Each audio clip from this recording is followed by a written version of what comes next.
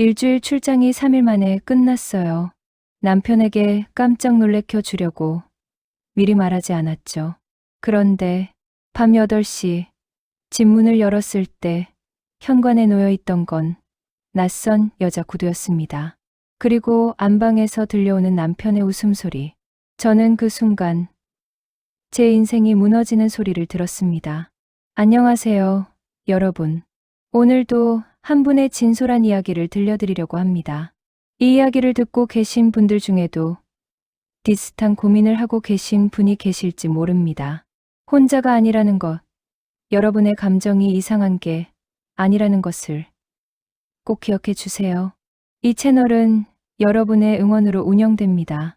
구독과 좋아요, 알림 설정은 더 좋은 이야기를 전해드리는데 큰 힘이 됩니다. 그럼 지금부터 한 여성의 선택과 용기에 대한 이야기를 시작하겠습니다. 저는 결혼 5년 차, 올해 35이 된 김민서라고 합니다. 남편 재훈이와는 대학 동기로 만나 8년을 연애하고 결혼했어요. 누가 봐도 금슬 좋은 부부였고 3년 전에는 귀여운 딸 서연이도 태어났습니다. 남편은 IT 기업의 중견 개발자였고 저는 외국계 제약회사에서 마케팅 업무를 맡고 있었어요. 맞벌이 부부의 숙명이랄까요.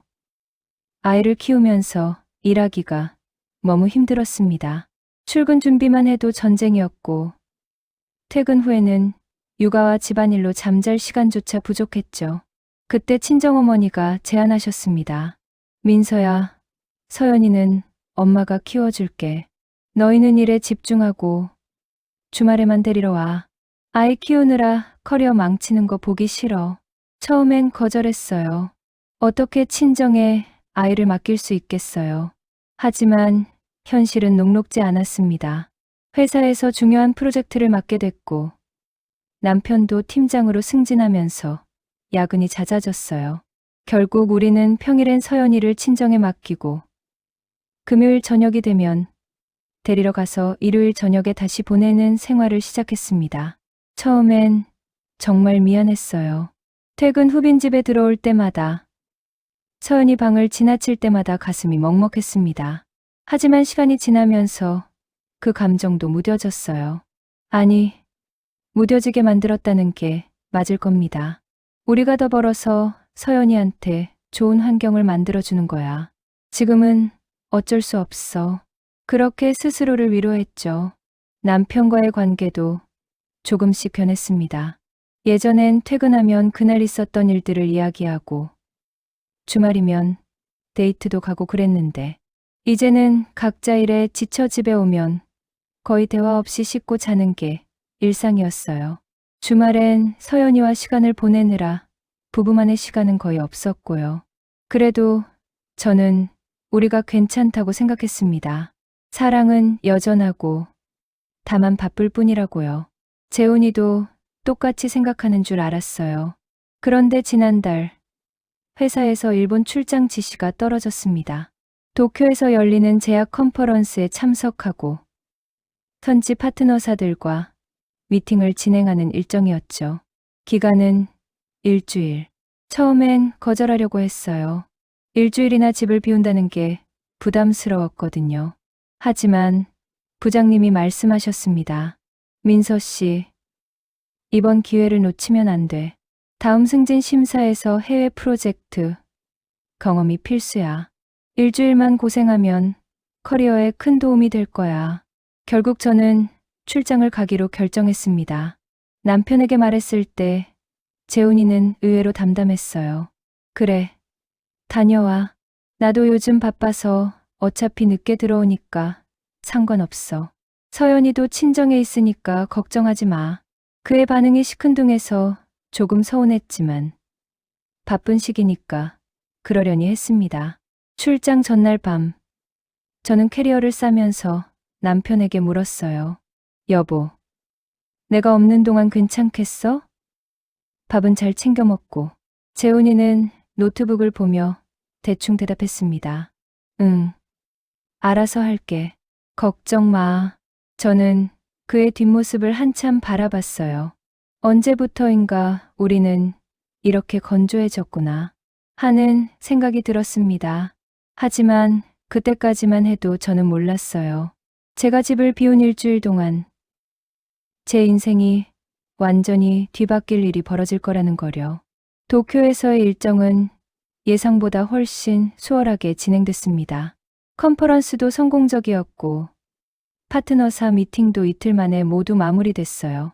원래는 일주일 일정이었지만 3일차 오후에 더 이상 할 일이 없다는 걸 깨달았죠. 부장님이 말씀하셨어요. 민서 씨, 일 다 끝났으니까 내일 귀국해도 돼. 나머지 일정은 관광으로 돌리든지 아니면 그냥 집에 가서 쉬든지. 저는 고민 없이 바로 항공편을 변경했습니다. 서연이도 보고 싶고 남편도 보고 싶었거든요. 비행기 안에서 저는 핸드폰을 꺼내 남편에게 문자를 보내려다가 멈췄어요. 깜짝 놀래켜 줄까? 하는 생각이 들었거든요. 얼마 만에 이런 설렘을 느껴보는지 모르겠어요. 결혼 전 연애할 때처럼 가슴이 두근거렸습니다. 일찍 들어가서 재훈이 좋아하는 음식도 만들어주고 오랜만에 우리 둘이 여유롭게 이야기도 나누고 비행기 안에서 이런저런 상상을 했어요. 어쩌면 이번 출장이 우리 부부에게 다시 가까워질 수 있는 기회가 될 수도 있겠다는 생각도 들었죠. 인천공항에 도착한 건 저녁 6시쯤이었어요. 집까지 가는 동안 저는 남편에게 내일쯤 들어갈 것 같아 라고만 문자를 보냈습니다. 구체적인 시간은 말하지 않았어요. 깜짝 놀래켜 주려고요. 공항철도를 타고 지하철을 갈아타고 집 근처 역에 도착했을 때는 밤 8시가 조금 넘었습니다. 마트에 들러 재훈이가 좋아하는 맥주랑 안주거리도 샀어요. 캐리어를 끌고 집 앞 골목길을 걸으면서 저는 오랜만에 우리 집이라는 단어가 정말 따뜻하게 느껴졌습니다. 그래, 우리 이렇게 살면 안 되지. 오늘부터 변화를 만들어 보자. 서연이도 우리가 직접 키우는 방법을 찾아보고 재훈이랑도 더 자주 대화하고 그런 생각을 하며 현관 비밀번호를 눌렀어요. 삐삐삐 익숙한 전자음과 함께 문이 열렸습니다. 그런데 문을 열자마자 제 발이 현관 앞에서 멈춰버렸어요. 평소와 다른 냄새가 집안에 가득했거든요. 우리가 늘 사용하던 섬유유연제 향도 아니고 재훈이가 가끔 쓰는 남성 향수 냄새도 아니었습니다. 달콤하면서도 묘하게 자극적인 여성용 향수 냄새였어요. 순간 심장이 쿵 내려앉는 기분이었습니다. 손에 들고 있던 마트 봉투가 바닥에 떨어졌어요. 뭐지? 이 냄새가. 저는 천천히 현관불을 켰습니다. 환한 불빛 아래 신발장 앞 바닥이 눈에 들어왔어요. 그리고 그때 제가 본 건 분명히 제 구두가 아닌 낯선 여자 구두 한 켤레였습니다. 하이힐이었어요. 검은색 스틸레토 힐. 제가 절대 신지 않는 스타일의 신발이었죠. 저는 발이 불편해서 보통 플랫슈즈나 낮은 굽만 신거든요. 그런데 그 구두는 누가 봐도 급하게 벗어둔 듯 강형도 흐트러져 있었고 한쪽은 거의 뒤집어져 있었습니다. 손이 덜덜 떨렸어요. 입술이 바짝 말라서 침을 삼키려고 해도 삼켜지지 않았습니다. 아니야. 설마, 그럴 리가. 머릿속으로는 부정하려고 했지만 심장은 이미 알고 있었어요. 뭔가 잘못됐다는 걸. 제가 상상도 하고 싶지 않은 일이 벌어지고 있다는 걸. 저는 캐리어를 현관에 그대로 두고 구두도 벗지 못한 채 안으로 들어갔습니다. 거실은 어두웠어요. 평소 재훈이가 집에 있을 때 켜두는 거실, 조명도 꺼져 있었습니다. TV도 꺼져 있었고요. 집안은 이상하게 조용했습니다. 너무 조용해서 오히려 더 무서웠어요. 제 숨소리, 심장 뛰는 소리만 크게 들렸습니다. 그때 안방 쪽에서 희미한 불빛이 새어나오는 게 보였어요. 문이 완전히 닫혀 있지 않았습니다. 살짝 열린 틈 사이로 따뜻한 조명빛이 복도 바닥에 길게 드리워져 있었어요. 그리고 그 안에서 들렸습니다. 남자의 웃음소리가 낮고 익숙한 제 남편 재훈이의 목소리였어요. 진짜. 그래서 어떻게 됐어?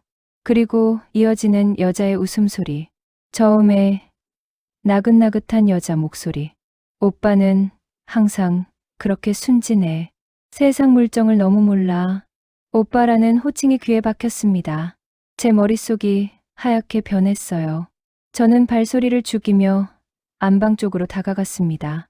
한 걸음 옮길 때마다 심장이 터질 것 같았어요. 가슴을 손으로 눌러야 할 정도로 심장이 크게 뛰었습니다. 복도를 지나 안방 문 앞에 섰을 때 문틈 사이로 안이 보였어요. 침대에 두 사람이 앉아 있었습니다. 남편 재훈이와 낯선 여자가. 여자는 긴 머리에 몸에 딱 붙는 원피스를 입고 있었어요. 와인잔을 손에 들고 있었고 침대 석탁 위에는 와인병과 안주 접시들이 놓여 있었습니다. 재훈이는 평소 집에서 절대 입지 않던 새 셔츠를 입고 있었어요. 머리도 정성스럽게 넘긴 게 보였습니다. 두 사람은 너무나 자연스럽게 편안하게 웃으며 이야기를 나누고 있었습니다. 마치 오래전부터 그렇게 해왔던 것처럼. 저는 문고리를 잡았어요. 손이 너무 떨려서 제대로 잡히지도 않았습니다. 그때 안에서 재훈이의 목소리가 들렸습니다. 민서는 모르지? 내가 이렇게 외로웠다는 거. 그 한마디가 제 가슴을 찔렀습니다. 저는 더 이상 참을 수 없었어요. 문을 벌컥 열었습니다. 뭐 하는 거야, 지금? 제 목소리는 떨리고 있었지만 최대한 침착하게 말하려고 했어요. 문이 활짝 열리자 침대에 앉아있던 두 사람이 동시에 고개를 돌렸습니다.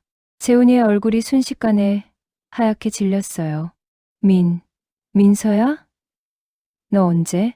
내가 언제 온 게 중요해? 지금 이게 뭐 하는 짓이냐고. 제 목소리가 떨렸습니다. 화가 났지만 동시에 너무 슬펐어요. 눈물이 핑 돌았지만 울고 싶지 않았습니다.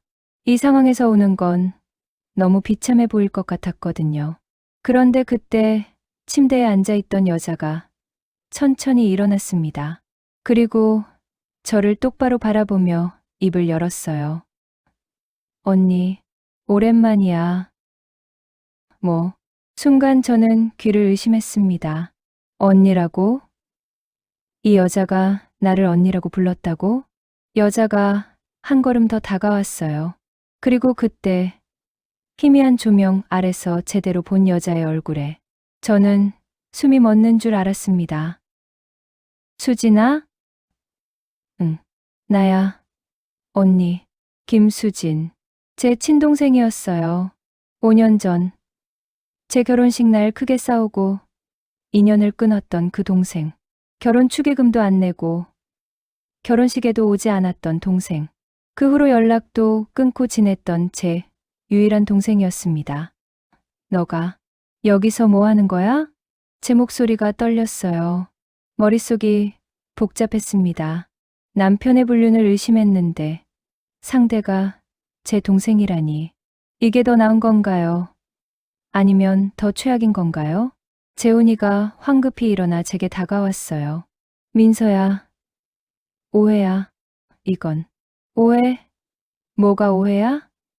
내 동생이랑 우리 집 침실에서 와인 마시고 있는 게 오해라고? 언니, 진정해. 내 말 좀 들어봐. 수진이가 말했습니다. 여전히 그 나긋한 목소리로요. 예전에도 그랬어요.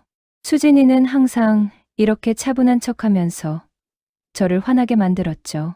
진정하라고 5년 만에 나타나서 내 남편이랑 내 집에서 이러고 있으면서 진정하라고? 언니가 생각하는 그런 게 아니야. 그럼 뭔데? 설명해봐. 저는 소리를 질렀어요. 참으려고 했지만 참을 수가 없었습니다. 재훈이가 제 어깨를 잡으려고 했지만 저는 뿌리쳤어요. 나한테 손대지 마. 민서야, 제발 내 얘기 좀 들어줘. 수진이는 지금 힘든 상황이야. 힘든 상황. 그래서 남의 남편한테 와서 위로받는 거야? 수진이가 한숨을 쉬었습니다. 언니, 나 암이야. 시간이 멈춘 것 같았어요. 3기 유방암. 6개월 전에 진단받았어. 항암 치료받고 있어.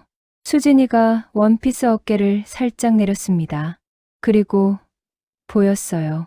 쇄골 아래 피부에 심어진 항암 치료용 포트가 얇은 피부 아래로 작은 기계 장치가 도드라져 보였습니다. 저는 말문이 막혔어요. 왜 말 안 했어? 누구한테? 언니한테. 5년 동안 연락도 안 하고 지낸 언니한테? 수진이의 목소리에 처음으로 감정이 실렸습니다. 원망. 아니, 슬픔이었을까요? 그래도 이럴 순 없잖아. 재훈이한테. 언니. 나는 그냥 형부한테 조언을 구한 거야. 형부가 IT 쪽 일하잖아. 내가 새로 시작하려는 사업이 온라인 플랫폼이라서 물어본 거였어. 재훈이가 끼어들었습니다. 민서야, 수진이가 한 달 전에 나한테 연락했어. 처음엔 나도 놀랐지. 그런데 사정을 듣고 보니까 그냥 못 본 척할 수가 없더라고. 한 달 전부터 나한테는 한마디도 안 하고 말하려고 했어. 근데 내가 너무 바빠 보였고.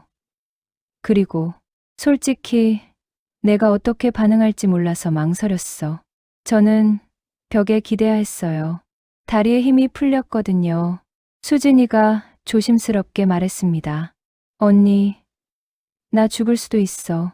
의사 선생님이 5년 생존율 60%래. 항암 치료받으면서 회사도 그만뒀어. 저축해둔 돈으로 작은 온라인 쇼핑몰이라도 시작하려고 하는데 IT 쪽은 하나도 몰라서 형부한테 도움받고 있었던 거야. 그래도 이렇게까지. 오늘은 항암 치료받은 날이었어. 집에 혼자 있기 힘들어서 형부한테 연락했어. 같이 저녁 먹자고. 형부도 언니 출장 간 거 외롭다고 했거든. 재훈이가 고개를 떨어뜨렸습니다. 미안해, 민서야. 너한테 말했어야 했는데. 나도 잘못했어. 저는 그 자리에 주저앉았어요. 감정이 너무 복잡했습니다. 안도감, 죄책감, 분노, 슬픔. 모든 게 뒤섞였어요. 왜 나한테 말 안 했어? 수진아. 암이면 가족한테 말했어야지. 눈물이 흘러내렸습니다. 언니도 5년 동안 나한테 연락 안 했잖아. 그건 말문이 막혔어요. 수진이 말이 맞았거든요. 5년 전 결혼식 때 싸운 이유가 뭐였더라. 지금 생각해보니 정말 사소한 일이었어요. 수진이가 결혼 준비 과정에서 제 선택들에 반대했던 거, 재훈이를 못 믿겠다고 했던 거, 그게 다였습니다. 그 사소한 자존심 때문에 저는 5년 동안 동생을 외면했어요. 그 사이 동생은 혼자 암 진단을 받고 혼자 항암 치료를 받고 있었던 거예요. 미안해, 수진아. 언니가 잘못했어. 저는 그 자리에서 엉엉 울었습니다. 그날 밤, 우리는 밤새도록 이야기를 나눴어요. 5년 동안 못다 한 이야기들을 쏟아냈습니다. 수진이는 제게 지난 5년간의 삶을 들려줬어요. 대기업에 취직해서 열심히 일했다는 것. 3년 전에는 연애도 했지만 결국 헤어졌다는 것. 작년에 건강검진에서 암이 발견됐다는 것. 수술과 항암 치료를 받으면서 회사를 그만뒀다는 것. 언니한테 연락하고 싶었어. 정말 여러 번 생각했어. 근데 용기가 안 났어. 언니가 나를 아직도 미워할 것 같아서. 미안해, 수진아. 내가 너무 고집센 거였어. 언니가 먼저 연락했어야 하는 건데. 재훈이도 자신의 마음을 털어놨어요. 민서야, 솔직히 말하면 나도 최근에 많이 외로웠어. 너랑 대화할 시간도 없고 서연이도 친정에 있고 집에 혼자 있으면 정말 공허했어. 그래서 수진이한테 연락 왔을 때 솔직히 반가웠어. 누군가랑 이야기할 수 있다는 게. 여보, 나도 잘못했어. 너한테 말했어야 했는데 내가 화낼까봐, 오해할까봐 숨겼어. 그게 더 큰 잘못이었지. 우리는 서로의 잘못을 인정하고 용서를 구했습니다. 새벽 3시가 넘어서야 대화가 끝났어요. 수진이는 거실, 소파에서 자기로 했고, 저와 재훈이는 안방으로 들어갔습니다. 침대에 누워서 재훈이가 제 손을 잡았어요. 민서야, 우리 다시 시작하자. 제대로. 응. 그러자. 서연이도 우리가 직접 키우고 너랑 나랑 대화할 시간도 더 만들고. 일이 전부가 아니잖아. 맞아. 나도 그동안 너무 일에만 매달려 살았어. 정작 중요한 걸 놓치고 살았네. 수진이 일도 우리가 도와주자. 가족인데. 응. 그날 밤 저는 오랜만에 남편 품에서 편안하게 잠들었어요. 다음 날 아침 우리는 함께 아침을 먹었습니다. 5년 만에 다시 만난 세 사람이 한 식탁에 둘러앉아서요.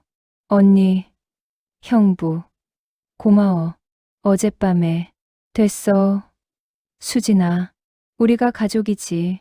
앞으로 힘든 일 있으면 언제든 연락해. 응. 수진이의 눈에 눈물이 맺혔어요. 저도 눈시울이 붉어졌습니다. 그날 오후 저는 친정에 가서 서연이를 데려왔어요. 그리고 엄마한테 말씀드렸습니다. 엄마, 그동안 고마웠어요. 이제 서연이는 우리가 직접 키울게요. 그래, 괜찮겠어? 네. 회사랑 상의해서 재택근무 늘리고 육아휴직도 알아볼게요. 재훈이도 시간 조절하기로 했어요. 아이는 우리가 키워야죠. 엄마가 제 손을 잡았어요. 잘 생각했다. 민서야, 아이한테는 엄마 아빠가 최고야. 집에 돌아오니 재훈이가 서연이 방을 정리하고 있었어요. 그동안 창고처럼 쓰던 방을 다시 아이 방으로 만들고 있었습니다. 아빠, 아빠, 서연이가 재훈이에게 달려가 안겼어요. 재훈이가 아이를 번쩍 들어 올리며 웃었습니다. 우리 서연이 이제 매일 아빠랑 같이 있는 거야. 좋아? 응. 좋아요. 그 모습을 보며 저는 생각했어요. 이게 맞는 거구나. 이게 가족이구나. 일주일 후. 수진이의 온라인 쇼핑몰이 오픈했습니다. 재훈이가 웹사이트를 만들어줬고, 저는 마케팅 전략을 짜줬어요. 첫날부터 반응이 좋았습니다. 언니, 형부, 대박이야. 주문이 벌써 50건 넘게 들어왔어. 수진이의 밝은 목소리를 들으며 저는 미소 지었어요. 항암 치료로 머리카락이 많이 빠진 수진이었지만 표정만큼은 예전보다 훨씬 밝아 보였습니다. 잘 됐다. 수진아, 앞으로 더 잘 될 거야. 언니, 정말 고마워. 언니 없었으면 못했을 거야. 무슨 소리야. 우리 가족인데. 가족. 그 단어가 이렇게 따뜻하게 느껴진 건 처음이었어요. 지금은 그날 밤으로부터 1년이 지났습니다. 수진이는 항암 치료를 무사히 마쳤고 최근 검사에서 암세포가 거의 사라졌다는 진단을 받았어요. 완치 판정까지는 아직 시간이 더 필요하지만 의사 선생님도 긍정적으로 보고 계십니다. 쇼핑몰 사업도 점점 커져서 이제는 직원 2명을 고용할 정도가 됐어요. 저는 회사와 협의해서 주 3일은 재택근무를 하고 있습니다.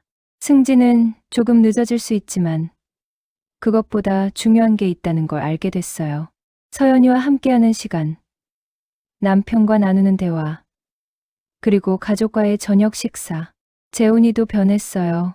야근을 최대한 줄이고 주말에는 가족과 시간을 보내려고 노력합니다. 한 달에 한 번은 수진이도 함께 모여서 가족 모임을 해요. 서연이는 이제 우리 집에서 살면서 훨씬 밝아졌어요. 엄마, 오늘 유치원에서 그림 그렸어요.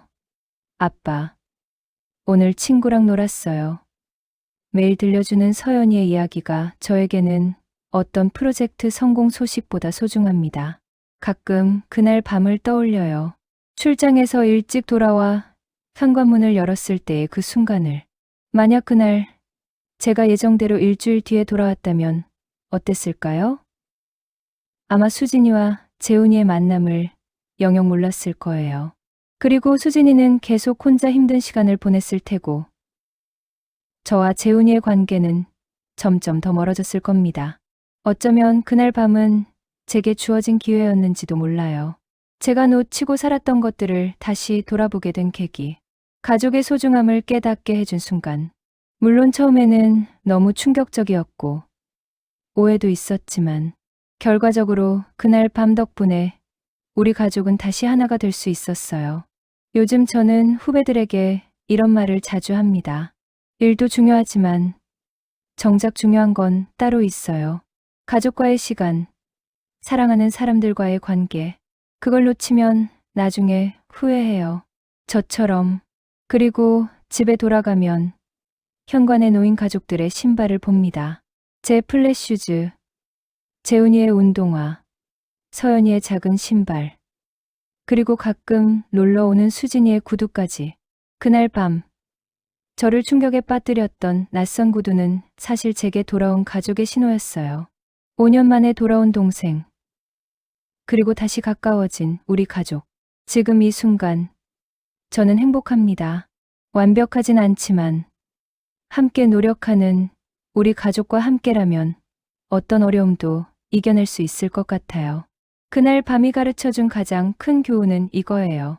진짜 중요한 건 언제나 가까이에 있다.